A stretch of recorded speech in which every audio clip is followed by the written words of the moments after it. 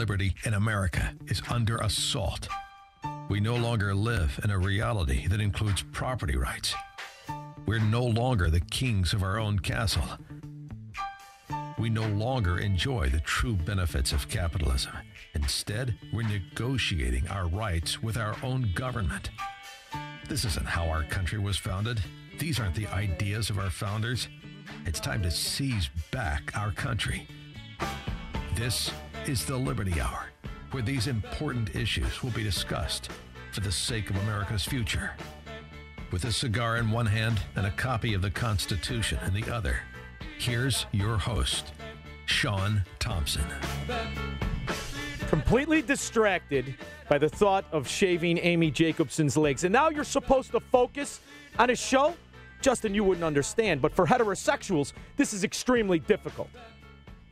Jeez, Louise, I actually had to go on my phone and pull up Drudge Report to see which area, which focal point of the assault on liberty and freedom I want to go with first. What do you think about that? How's that for a segue, huh, kid? Yeah, you don't know. What the hell you expect? Guy's got Lululemon pants on. Anyway, what happens is the socialists understood long ago. Implement socialism. Slow cook a nation. Figure out how to overtake and alienate people demanding freedom, demanding property rights. Make them the minority in the country. How do you do it? You lie, you cheat, and you steal. And then you position yourself to be moral. And I keep hearing time and time again from the pseudo-intellectual socialist how only their vision of a utopian country is moral and all others are. And what happens is we get pulled off into the specificity of what moral is and what isn't, because after all, the only true moral ideology is the one that honors the next man to your equal. And that, I'm not talking about guaranteeing a faux equality that these Soviets pretend to kick out. I'm talking about looking at a man and saying, you have the freedom to make decisions over your life. You have the freedom to make choices for you and yours. But it's within there. Now that has become a radical idea. And now you have a senator, senators, Congress people, so-called representatives put in from these little socialist Soviet enclaves, whether they be in the sewer of Chicago, Illinois, or the corruption of Illinois politics, or the sewer of New Jersey, like Cory Booker, or the corrupt, self-loathing trust fund baby, the Upper East Side of AOC, which is so despicable and disgusting that we even have to entertain these notions of children, pseudo-intellectual frauds who acquire degrees from institutions that just give them the people they like for time spent and money spent. You don't have to be an economist to get an economics degree, which, by the way, I know I get sidetracked, but I have to tell you, I'm in the real world. I don't live in this pretend utopia for nerds, Washington, D.C. I don't have lobbyists kissing my ass, funding my bad habits, hiding girlfriends in massage parlors. No. I'm in the real world, where if I want to do that, I got to pay for it myself. But anyway, I like the idea that the real world gets to interpret this nonsense. The problem I have is we have no voice anymore. The real world doesn't have a voice. So when idiots come out with ideas, like whether it be the Green New Bill, which, by the way, I got to show you how USA Today, which is a big organization, kid, isn't it? Do you have it up there? Might as well do it. We're talking about it. Let's do the USA. This is a main paper of the, really, it's of America, but it's primarily in foreign countries. So when you're on a trip abroad and you go to your high-end hotel room, the paper that's outside your door is the USA Today. So this is the foreigner's perspective of what goes on in America. And this is a piece on Ocasio-Cortez, Alexandria. But she just picked up that name to sound that ethnic. The majority of her life, she was Sandy. Sandy Ocasio is how she went through life. It wasn't until politics that she got down from Jenny around the block. But here's how USA Today produces a propaganda piece on this dimwit. On a scale of 0 to some, how many do you give? I think it's 0. Alexandria Ocasio-Cortez is not your normal politician. At 29, she's the youngest woman ever elected to Congress. And she's taken D.C. by storm.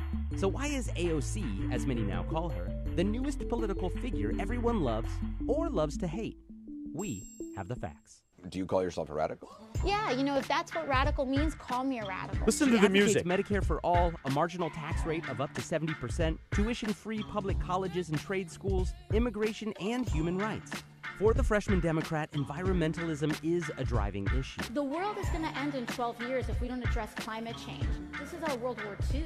AOC is calling for a Green New Deal, a public-private partnership to shift the U.S. to 100% renewable energy in 10 years. Many experts say that's impossible, especially if nuclear power, which Green New Deal backers oppose, isn't in the mix. AOC has said the deal would be funded in part by a 70% marginal tax rate on incomes after $10 million per year. That doesn't mean all $10 million are taxed at an extremely high rate, but it means that as you climb up this ladder, you should be contributing more. President Trump and many conservatives have a word for that: socialism. We renew our resolve that America will never be a socialist country. She's a socialist. She wants 70% tax rates. Accurate, right? Yeah, I guess so. Okay. Democratic, though. Democratic socialist. Democratic socialist. Very different. Okay. Socialists believe in collective versus individual ownership. That collective can be the That's government, great. workers, or citizens. Democratic socialists are different. They believe the government and private industry can work hand in hand to provide a better safety net for citizens. This is an issue of authoritarian regime versus democracy. As AOC She's the begins to authoritarian, focus her right? media spotlight on policy ideas, it's clear her supporters and detractors alike are green with envy. That is accompanied with the Fly Girl dancers in between segments. I am not kidding you. This is a production that is Harvey Weinstein worthy. This is a puff piece that tries to paint a picture of what democratic socialism, it's very different. Do you want to go through the list of countries that are democratic socialist? Let's start with Vietnam, where we sent 60,000 of our best to die, hundreds of thousands injured and scarred for life, trillions of dollars, in the name of fighting communism. That's classified itself and today as Vietnam Democrat Socialist. Or you could go to pick a South American tyrannical dictator-led sewer like Venezuela. Want to start there? Or how about the democratic socialism of the voted-in Nazis? But now, you just add the word democratic, and the dimwits who haven't washed their ass in 30 years will tell you how great it is, how utopian it is, and then put the word collective. They believe in collective economy. What does that mean? That means you're not in charge of anything. That means they deem themselves moral, like this dimwit, who I don't know if she was the town tramp or not. We know nothing about her. But she's moral because she likes to share the ideas of everyone's property where people pay their fair share. And where's our side? Old lady face Mitch McConnell. He knows how ridiculous this bill is. And he's going to put it up for a vote. But is he arguing the principles of socialism? Is he arguing the principles of collectivism? Of course he isn't. Is he arguing? Because you can't accept a progressive tax which keeps this fraud in power. By that I mean Mitch McConnell. You cannot address the immorality of the idea of restricting your fellow citizen and seizing his property and defend the Republican Party as it sits today. Because it is not moral. And the fact that we just broached $22 trillion of debt they admit to. They admit to this debt. This has nothing to do with unfunded liabilities. In fact, if you times it by 10, you'd be $80 trillion short of what we really owe. And that's hidden with the help of the Republican Party. The same Republican Party that likes the cooked numbers. So what's my answer? Purge our side. Purge them. You're not worthy. You're not good enough to be a Republican. Because until you can purge your saboteurs, you cannot put on a good war of ideology. You can't do it. Because we're being sold out from the very scoundrels we pretend are going to save us and represent us. Now, Cory Booker, yesterday. This is yesterday. So this is 24-hour news. And you know what? I had to search to find it. It's only because I really have no social life that I can do this. And I have yet to hear it on Fox. This should have been right out. This is when Cory Booker rallies the vegans, okay? So Cory Booker has been touted, and he found a very niche area. This is the brilliance of socialism. They know how to exploit capitalism to make it work for them. So in other words, Cory Booker, the reason he's a senator from New Jersey, I don't know how many people know this, he's the guy that brought Zuckerberg, when he was an infant, as he still is, to commit to give New Jersey money based on the stock price of Facebook. Cory Booker was what his niche was, is that he utilized social media to go from a nobody to a dangerous somebody. Okay? So Cory Booker, this is his arena. All of the eco-Nazis. This is where they start, right? Because those are the driven. Those are the self-righteous tyrants who pretend not to be. As we discovered, there's no Antifa, anti-fascism. We're the anti-fascists. They're the communist commandos. And yet, throughout media, throughout talk shows, on television, none of this is pointed out. They're pointed out as if they're fighting against tyranny when they're implementing tyranny. And this is their green beret of it. And who do they support? They support these arrogant failures with the mindset to control society. Now, AOC, you can only laugh her off. I'm not laughing her off. I'm not going to pull the Mitch McConnell. Look at how ridiculous. And he's right, and it'll be a publicity stunt, and it'll be used down the road to run, because that's what Mitch McConnell is. He's a cunning scumbag, and that's why he is where he is in the power structure he has. And that's why he wields the Republican Party. And they don't want the regular people to know that to get these committee appointments, it isn't about you sending an expert to Washington. It's about you sending somebody who can raise money and give money to these scumbags to keep this trillion-dollar industry that produces nothing, that innovates nothing, that makes really, in order to exist in this country, a mafia game where you have to pay these extortionists. That's what Mitch McConnell is. He's no better than Chuck Schumer. He's just a little more feminine. But he's no better. They're the same. They're cut from the same jib. That's what they are. And the retort to that is what exactly? That we're going to take on Cory Booker. We're going to take on AOC. We're going to take on every other socialist scumbag that they throw at us without chipping away at the immorality of the philosophy that now is the Democrat Party. Because what he says in this article send a shockwave through media. Okay? Because what Cory Booker is regurgitating is the 1960s overpopulation boom. See, this is how they go to sleep at night. This is how the people who support the greatest genocide of mankind, known as abortion, can live with themselves. This is how he can shave that bald head of his every day and look in the mirror at that beady-eyed face of his. Because he views himself as moral, and he tells himself it is him representing the greater good that he can support something that kills the most innocent among us in abortion. Because you know what he says in this article? Is that we're overpopulated. That we do not have enough America to go around for people. In particular, what he really isn't saying, but means people that don't agree with him. Which is why he can implement these policies of control and tyranny. This is the true face of tyranny. It isn't the Stalin. It isn't the Adolf Hitler. It's the new multicultural fraud who believes in the same totalitarian philosophy that allows for national genocides. These are dangerous people. Don't laugh them off. They utilize things that we don't. They are on the cutting edge of propaganda. They couldn't get anywhere without the Goebbels lies. But be aware of what this man is. This is a two-bit tyrant. This is a guy who has no problem telling you there's too many people in America without pointing the fact. I always love this argument because to me this shows you how stupid the person is you're arguing against. So let's go through it as if you were having a conversation with me and you were spewing this nonsense. And if you want to talk, it's 312-642-5600. So this is their argument. You can't eat meat. There's not enough meat to go around. And meat, if you don't eat meat and all this nonsense about different kinds of consumption and follow the vegan diet, and we need to do this because there's too many people, there's too many animals, there's too much population in America. And what a guy like Cory Booker, who ironically promotes infrastructure spending constantly, what a guy like this doesn't want you to know is that less than 6%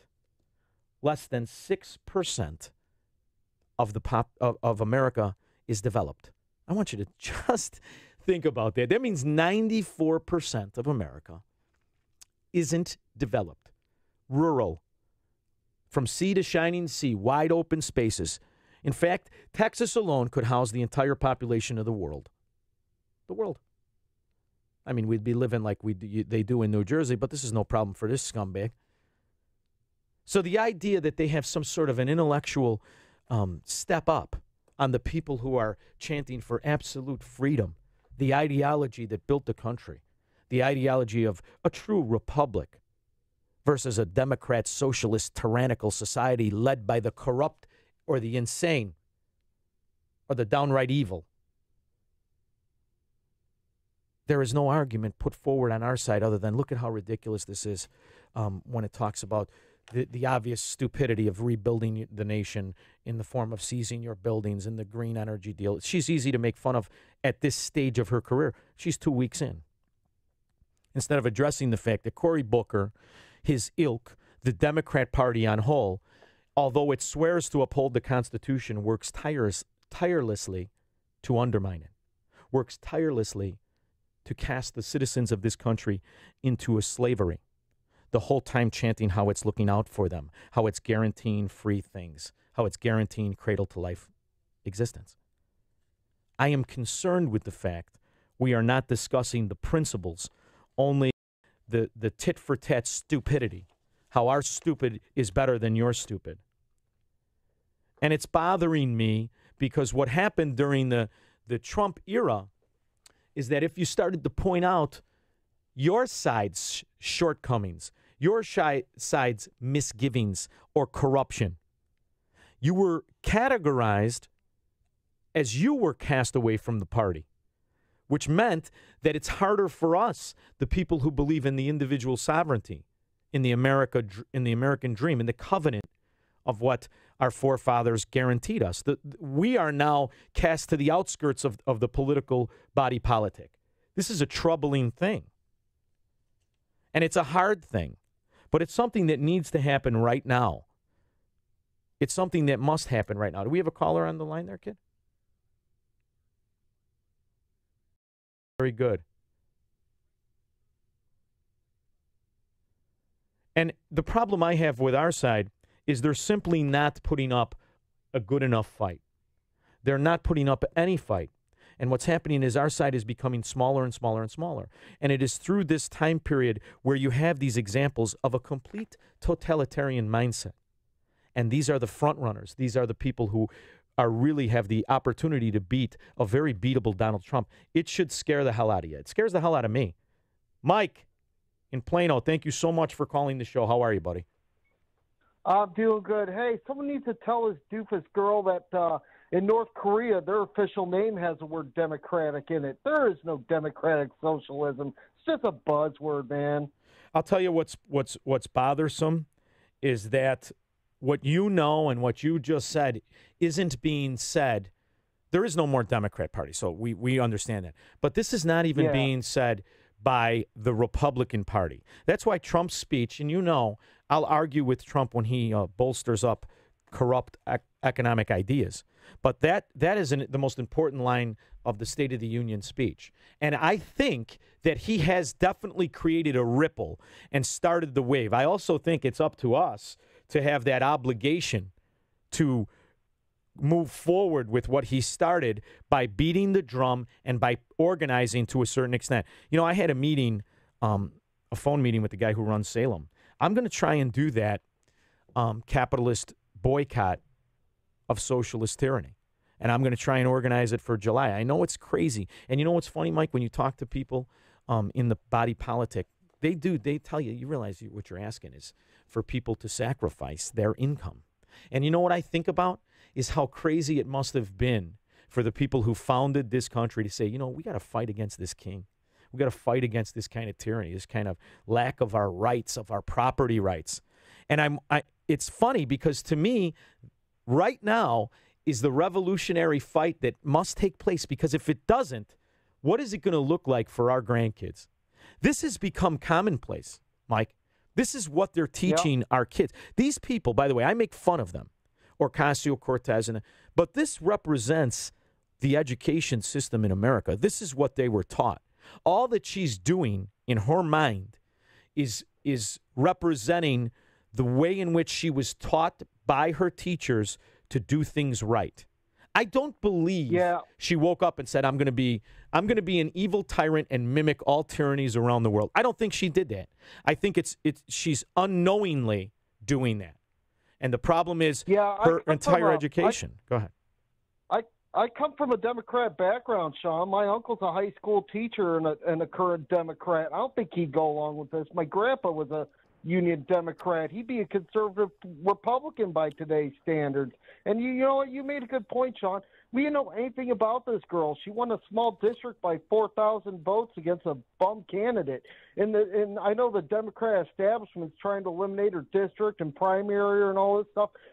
Don't tell me she's clean. There's got to be something on this girl. Well, you want to know, scandal, a financial scandal. But that does. You know what's funny is that you can see it here in where we live.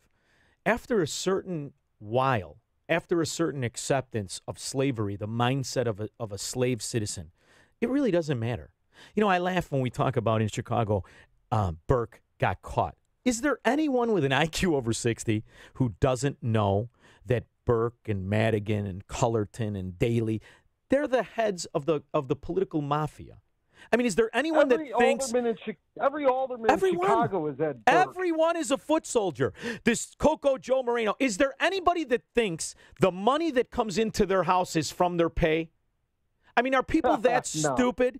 See, but what happens is you become that numb. This is the fear. This is why I say the resistance has to be now. Otherwise, these are good. Look at how many people are wonderful people that are trapped in the city of Chicago. What do they have as a recourse? Nothing. You know what they do? They listen to talk radio. They call into talk radio. That's the only recourse. You have no legal recourse anymore. Because what the mafia, the political mafia understood is they're also in charge of the people who are supposed to keep an eye on them. So they put their daughter in. They put Kwame Raoul in. They control the agencies, the real estate where the agencies house. They have it beat. This is the problem with the mindset, is that there is no upper echelon to oversee it. It's corrupt from soup to nuts. And the thing about political corruption is you only have to corrupt the representative, and then you figure out how to corrupt the citizen, and then it's over with. Now the citizen wants to be lied to. You realize I have old people in my family who are good people. And they were in my house last night having coffee and telling me about their new hearing aid. And by the way, I love this man. Love him, okay? And he's telling me, yeah, you know, I get it, but I'm on Medicare now. So, you know, for me, technically, it's free. And my Social Security check rolls in. You know, I know it's a scam, but we can't have that stop now. I need that free money.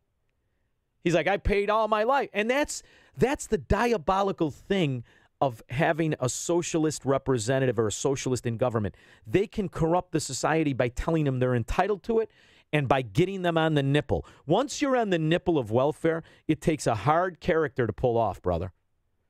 And you know, so what are you going to do? You're 80. This man I'm speaking to, we just celebrated his 80th birthday. What the hell is he going to do? He can barely walk through the snow. His fight is over with.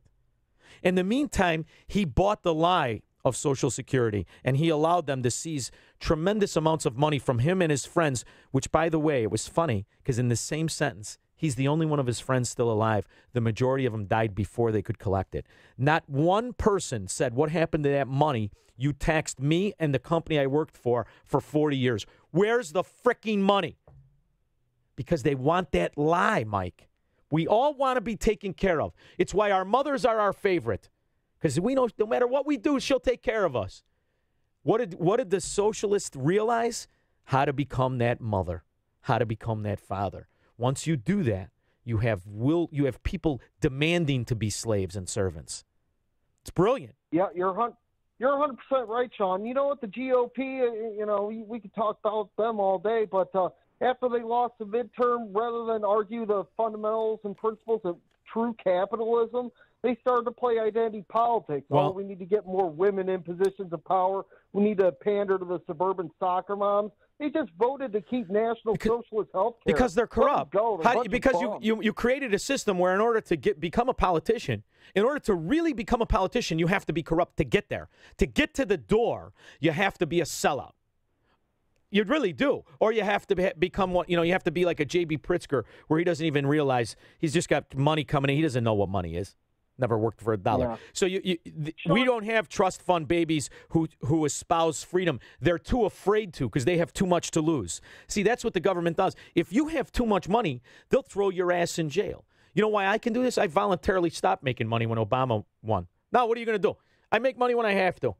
I don't make the kind of money I did. Otherwise, you'd be afraid. They're going to come and they're going to seize you. They're going to tell you owe more. That's what they do. They're in control. You're now afraid of your government. What's the first thing they talk about with this shutdown? The revenue that comes into the government. Without the idea, do you realize the atrocities of the IRS? Do you remember? I'm a kid. I'll never forget Red Fox, the entertainer. They took him. He was on the street on TV. They threw him out of his house. They take everything. You cannot even wiggle the argument. And that's when the tax rate was 70 and 80%. Why would you go to work? So they put these onerous laws into place only to use them as a sword against you instead of the shield law is supposed to be. We're done. We're done. So the only answer is voluntarily not work but fight for principle. Voluntarily go into poverty. I have this discussion. It tears apart your life. The money that I've used to pay Obamacare with is from what I put away when I was making money. I haven't made money in 10 years. The money that I paid, over $100,000 in insurance premiums since Obamacare was implemented in that's only the last 4 years. $100,000. That's directly out of money I put away when I was making money. I'll die broke, Mike, but I'll die with my principle because I don't want in on this bullshit. That's a hard road to take. It's a hard road to take. But you know what? I got one of those non-union made luxury Toyotas. I got the Avalon, and I'm not that big. I could sleep in the back seat. I'll be all right. So don't worry about me, Mike. Thanks for calling the show. I appreciate it. Take care, Sean. Thank you, buddy. But before I do that, we're going to put up a wiggle. We're going to put up a fight. Because it isn't about saving your money. It's about saving the freedom of the future of America. What these people all have in common is their willingness to seize the freedom and the property of their fellow citizens. That is immoral. Nothing moral comes from that action. The immorality of force trumps any of these utopian ideas they promote, no matter what it is. Hold on. Hey, Justin. Can you hear me, Justin? Can you hear me now? I don't have their screen up. I have my screen. I want to play some of Dan Proft's clips. He does all that work, and I know it can't just be for him. Because you know what? In radio conservatism, he's a socialist when it comes to his hard work. So I want to pull up his clips to play. Because as I was saying, if we're going to be socialists, let's do it in the name. This isn't his board. This is mine. That's his board. This is the morning board? Yeah. Oh, really? You're a good man. Yeah, I just wanted to show the people, even though you have ladies' pants on, you do look like a boy from time to time. All right, so I wanted to play this Sean Hannity clip because, first of all, I've had the privilege of being in the same little enclave. He seems like a wonderful guy. I don't know him well. He seems like a wonderful guy, and it hurt me when he kind of sold out to Trumponomics. It really did. It bothered the hell out of me. I'm like, Sean, what are you doing, man? Are you saying this to rally support because you think that the wrong actions are worth doing for now in order to correct wrong actions for decades? That doesn't work. But, I think he's probably a wonderful man, and I heard he's a supporter of all conservatism, so I'm just going to give him the benefit of the doubt. But when he's right, there's nobody that presents it like this. The so-called compromise is typical of the D.C. sewer and swamp, and its level of funding for security and safety of the American people is pathetic. The president would need to declare a national emergency. This is the time. That is a necessity. And the president, I think I know him pretty well, telegraphed that very thing just today. You doing my sewer now? I think he's doing my sewer now. That's my sewer. I don't like when they say sewers and scoundrels. These are my words that I like. Anyway, think about what he's saying. I disagree with it. I think he's right on principle of what happened. This compromise is bullshit. Bullshit. But the justification of becoming an imperial president is wrong always and forever. Trump can do one thing and one thing only, and that's not sign it. This is the emergency that we get into, right? This is a created emergency, and it's a polarizing emergency, but it's because the reason it's deceptive is it allows you to stop talking about the principle. Why are we here where if he doesn't sign this one spending, this infinitesimal amount of money, this infinitesimal, it's beyond, I think it's 1/10 of 1/2 of 1% of government spending. Why could this nugget shut down the whole government? Because the whole government is insane. The whole government has spent itself into oblivion. The whole government is filled with waste, fraud, and abuse. And it's never going to change if you just argue over one little nugget. Oh, it's the fence today. Who gives a shit? It'll be the green stamps tomorrow, food stamps, whatever the hell they're called. I don't know because my mother was too proud. We just went hungry. Ridiculous. You're taking your eye off the real trick. The real trick is they spent trillions upon trillions where they should have never done so. That the money to Obamacare hospitals and insurance companies, the subsidies to the person who pretends he's not on welfare, that's why you're here, dummy. It isn't about some fricking fence. The fence is just the most aggravating part of it, the most polarizing part of it. You're being played. Has nothing to do with the fricking fence. It's the spending, stupid. It's crazy. And this is all we're talking about. And they're going to blame. The Democrats are blaming the Republicans' decision to let you keep more money. You get that?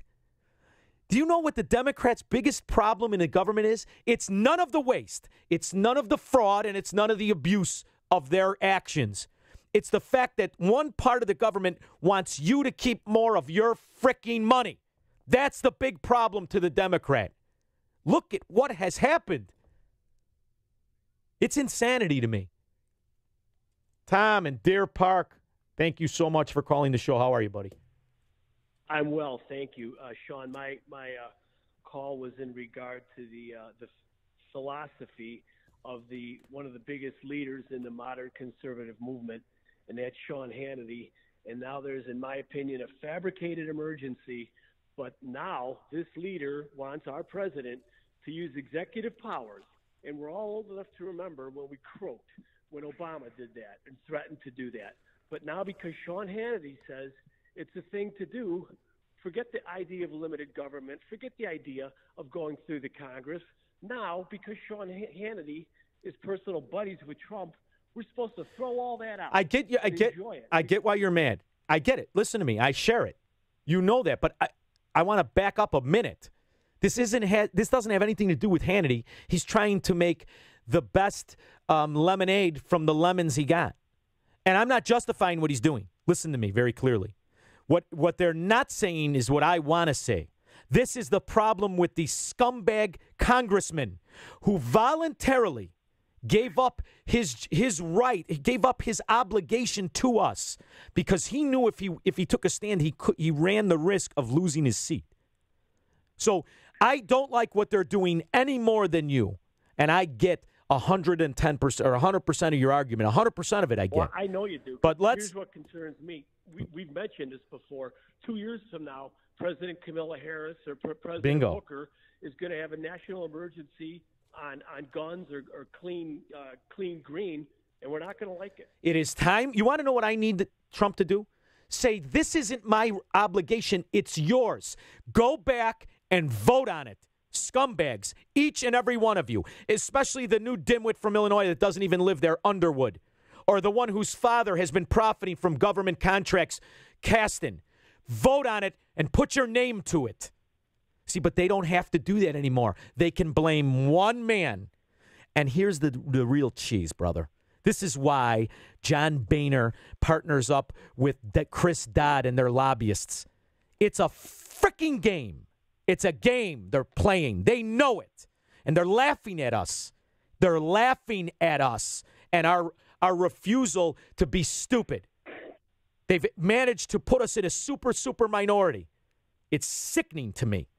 It's sickening. Well, you get it. But it's time. But I don't have. Come on, bro. This is it for me. I mean, I don't see myself becoming a Hannity. This is it. It's got to be an idea from somebody, from a large amount of people that really make the world go around. We need these institutions, these people who are fat and made your money and understand capitalism, even though they're part of corporatism. We need the investment banks. We need the exchanges that we were members of. We need them to say, I'm not fricking in with this. And my offer to you is this. They got to give them the Michael Corleone. Nothing. As for the licensing, you pay for it. That's what has to happen. Shut the son of a bitch down. Can you imagine 1 week of no stock exchange, 1 week of no mercantile, no board of trade, of no lending, 1 week of no title companies, no exchanges of property, 1 week of no trade? Not because Trump and his cohort of frauds put tariffs on, but because the people who run the ports say, F you. You're not running my life. You will bring them to their knees. All of them, the corrupt Democrats and Republicans. And you rebuild the frickin' Constitution the way it was. Not the Constitution anymore, just the separation of powers. Just the obligation, the fact that they could forfeit what they're supposed to do to represent us, and it goes away like a fart in a show, makes me sick. Makes me sick. People don't even know that. I'm arguing tariffs. Do you understand these are 4 freaking old men who are trying to carve up and snort Viagra? They don't have the right to do this. This is my congressman, our congress people, the people in Congress who represent these areas who need this trade. But yet they just give it away because they want to be in there like that old scumbag whore, political whore who just died, and its flags are half-staff. His name is irrelevant. I can't remember his name. The guy was for 60 years he was a congressman. The guys like Mitch McConnell who since the... Dingle, there it is, thank you. The guys who like Mitch McConnell with the Zanzibar trousers were in style when this scumbag got elected. He didn't have that 5 chins where he looks like a Grandma Gert. It's sickening to me that they have been able to deceive the voters, and the voters are doing the same shit. Let me vote for the cleanest piece of shit. Who's the cleanest piece of shit? Rather than saying they're both pieces of shit. So we got to put up a fight, brother. We got to. And I got a little energy left. You know, after this, I'm going to go down and, look for my Trump trophy wife, hopefully, although I won't have anything to impress her with. I'm going to have to stick with the one I'm married to. Thank you, Tom. Yeah, keep your wife. $1 billion would come in handy. Stay with your marriage. I got to meet Bezos' wife, because I'll tell you what, she could look like Rauner's wife. At $150 billion, I'm rubbing her feet. Thank you, Tom. I appreciate the call. It's ridiculous because it's hopeless to a certain extent, but so was it when they first fought for freedom. This is the part that you got to always remember. Forever and a day, it's only been a third of us. Forever and a day, it's only been a third that understand the obligation to protect those rights. I laugh. I've got 2 kids, and listen, I love my kids as much as you love yours, and you love yours as much as I love mine. And we struggle, and we sacrifice, and we hope, and we pray, and we worry, right? And I tried to do all I could. I took whatever money I could put together, and I said, okay, this isn't for me anymore. I got it. My feet aren't going to grow. I got the shoes I need. This is for them, right? So I made the decision, where are the best schools in this sewer of Cook County, this corrupt scumbag neighborhood of Elmwood Park? And I know it's supposed to be nice. Poppycock, it's not nice. They're stealing money just like everybody else. Where could I do to send them to? And I found parochial schools. Ta-da! And I sucked it up. And I wrote checks every damn year to these idiots that I knew were harboring pedophiles, because the only chance I had were Catholic schools. And I did it because it was the name of education. And here these young women are, one's prettier than the next. They hurt your eyes. And they sit there, and I listen to them talk, and I realize I pissed away that frickin' money. It was beyond stupid, because the same bullshit that they're teaching in the communist union-run schools that I could have sent them to and have my old neighbors pay, and the homosexual neighbor and the one who's too ugly to have kids and the one who God knew would be a terrible parent and made it so they can't have kids, the one that I subconsciously say, so what, screw them, let them pay for my kids. I could have sent them there, and I would have got the same result, because this is the problem, is that we've turned over our parenting to strangers and children and scumbags and drug addicts and pedophiles, and we call them teachers. And we drop them off and we pick them up and we say, I don't have to have that conversation anymore. End it all. End it all. Now you have the internet. The internet will watch your kid. God forbid if you have to stay home and do it yourself. And the funniest thing of all is I was my kids are teenagers, but the Khan Academy was new when they were in grade school. And I'm paying enough money to what it was more than my first car. The 1 year for one kid. And I was writing the check and gritting my teeth and realizing how I take away from my wife and myself and all this to send it to kids and hope that everything turns out right. And she comes home and she's in third grade with her little backpack where she's still friendly, still not a bitchy teenager. And she's like, Dad, you got to do me a favor. This is when we had the computer was in your house. You got to turn on the Khan Academy. I said, all right, what's the Khan Academy? Well, he'll explain it to me better than my teacher. My teacher said he'll make it so I can understand. Well, then what the frick am I sending you to the school for? And this is every kid. Because you know what? There's genius in that admission of failure. There's genius in it. They have access to the exact right ways to learn for free. Not the free where the old people and the homosexuals and the too ugly people who never have kids pay for your kid, but the kind of free that's through true growth and true progression technology. Why are they afraid to truly progress? The so-called progressives. Because the whole time they preach regression. Because it's in the regressive philosophy of socialism that they become gods. You don't need them for anything. The corrupt son of a bitches. And I understand if they're cute like Ocasio-Cortez and you hope she smiles at you. Or if they're running into fires, pretend fires like Cory Booker, the probably heterosexual. I get it. But where's the innovation comes from you. Man up. You're a parent. You do it. You educate your kid. Stay home. I was invited years ago when we were calling WLS to go to this homeschool thing. And it was a debate. I had known zero about homeschooling up until then. It was a debate about the Electoral College, which to me is not a debate at all if you have an IQ over 60. I don't need high-populated ghettos to make decisions over my life. So I deserve an Electoral College system to offset tyranny of the majority in the state. Duh. But I wanted to, see these kids. So I go and they're all homeschool kids. I didn't even know this, I must admit. I didn't even know this when I got the invite. I just showed up. It was in Lockport. And I was looking at these kids who at the time were my kids' age. They were 10 and 11 years old. And they were litigating the benefits they were arguing the point of an Electoral College system. And their grasp of historically where it came from. Their fundamental principles of the philosophy of the Enlightenment, that government is to be representative, not dictatorial. They were children. They were well-dressed. They were polite. Now, I understand some places can put on a happy face, but not in Chicago they can't. I don't care what you do. Walk through Chicago schools. Tell me how great it is. Then park your car there when they let out. Tell me how great it is. And they've got more money than these kids have ever in their life been spent on. By 100-fold. We're paying $16,000 a year for these kids in Chicago. I'm paying that at high school, and I'm stressed out of my mind. And it does. And look at the difference. And it hasn't to do with the parents. It has to do with the teachers. We've allowed this socialist Politburo called the Teachers Union to overthrow our kids. You do anything when they say it's for kids. Why won't you put an effort forward to understand what the hell they're teaching them? I spent 4 hours a day detoxing my kids. I still don't know if it worked because I spent $100,000 educating them. I'm the one that paid for this socialist propaganda. Now, here's the other thing. We all do. We all do. And then we have these virtuous communists used against us as they picket Attack the principle of the issue rather than the symptom that the dummy wants you to argue. The principle of it all stems from, are you allowing government to act as your mother and father in your life? Because if you are, it's awful hard to deny it. Pride is expensive. Dignity is costly.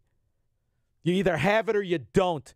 Because I got news for you. Ocasio-Cortez and the probably heterosexual Cory Booker sleep well at night because they can lie to themselves. And the people who believe in this philosophy need the lie. They need to feel worth. Because it's easier to have somebody tell you you're worth something than actually prove it. This is the philosophy. I could talk about the issues. And listen, I get the lectures all the time. Just talk about the issues, present the point, and have to create a debate. That doesn't solve things. This is what we've been doing for decades. And we go back to our normal lives. My argument is have the principles and the philosophies and fundamentals always at the forefront of the argument. I understand that college would be for free. College resonates with certain people. But how is it free? Make them tell you how. Let them. And then remember, it's hard to fight for somebody you can't stand personally. But nobody has the right to implement a progressive tax on anyone. It is immoral. It puts government in the position of extortionist, of gangster, of lord. You don't have the right, because you don't like Bezos' haircut, to say take 70% of it, or anything he makes over $10 million. You don't have the right. You don't have to like him. But he has those unalienable rights like you do. Start by crippling the gangster. What do gangsters love more than anything? Power. Take it away from them. Take it away, and you take it away through your actions. Let's go to Danny. Danny, thanks for calling the podcast. How are you, buddy? I'm doing well. How are you, Sean? Great. Aggravated. Good. Well, as usual. Right. If you weren't, it wouldn't be as good as you are. It's just hearing you talk about all the teachers and stuff like that, and realizing you did all you could to send your kids to private school, parochial school, and you find out it's pretty much the same. I think part of the problem is that the teachers all come from the same place now. The nuns aren't teaching them anymore because they're going away. So all the education schools and their training is all the same, whether they teach in public school or private school.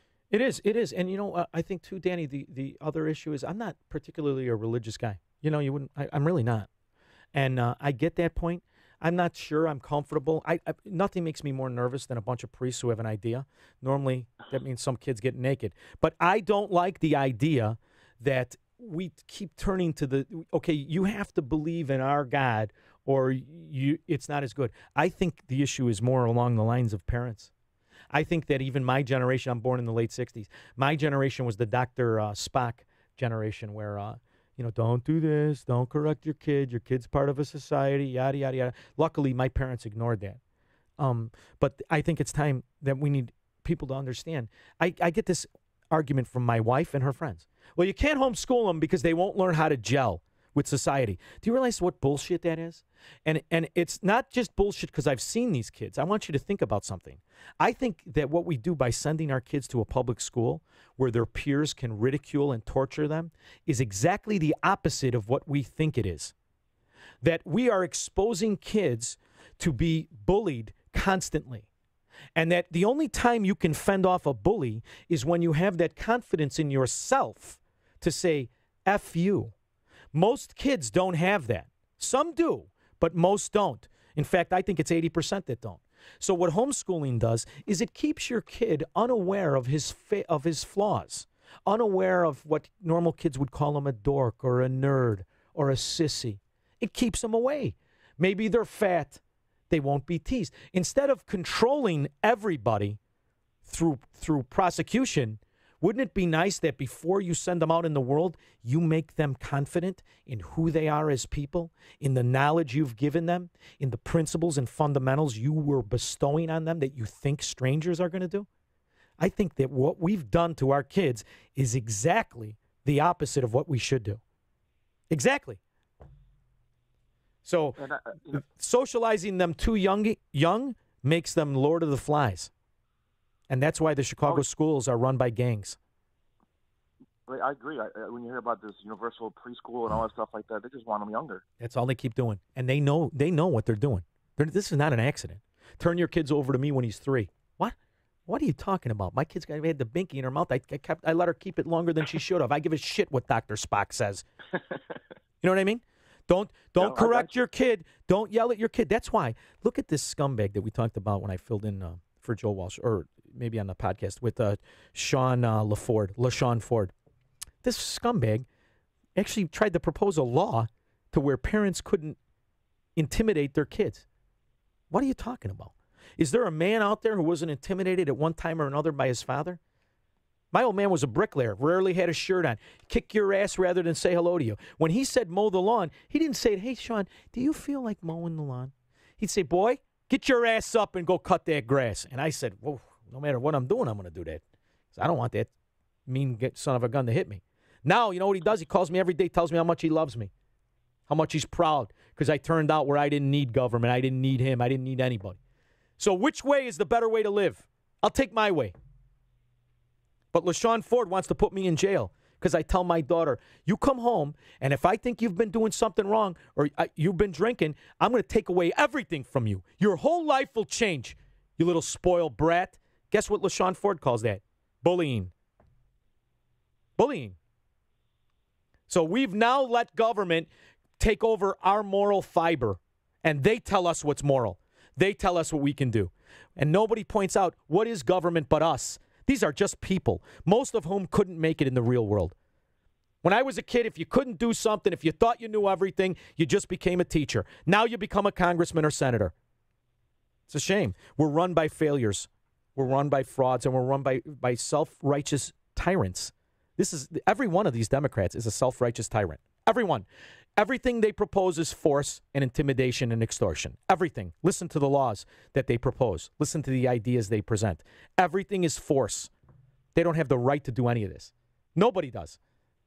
It's a hard road, though, brother, but it's getting bigger. Danny, thanks for calling the show. I got to go Thank you. Run a business and answer my phone. Thank you, brother. Take care. I've had a great time today. I really did. I hope you did. I'm not going to be here next week, all right, because I'm fleeing Illinois. And I got to go there and work, baby. I got to set up everything new. I got to fund all this BS because I got to buffer the loss that I had on my real estate in Illinois. Because I got news for you. By the time Pritzker's term ends, it's going to be like Flint, Michigan. The entire state will be like selling property in Flint, which is impossible. There's only so many stupid people to go around. So if you want to offset your losses in Illinois and you want to buy property in South Florida, I'm on both coasts. I'll be there for an entire week next week, and I'll be going there more and more often. It's Liberty Real Estate Services, and you can give me a call at 630-323-4376. I'm selling the Elmhurst Cigar House. It's a little business. You probably won't do very well. It bumps along, but you have a lot of fun. I've got it honed in where we have virtually no communists that come in there. Because when they do, I throw their ass to the curb. All right. You guys, I've had a really good time. Thanks again.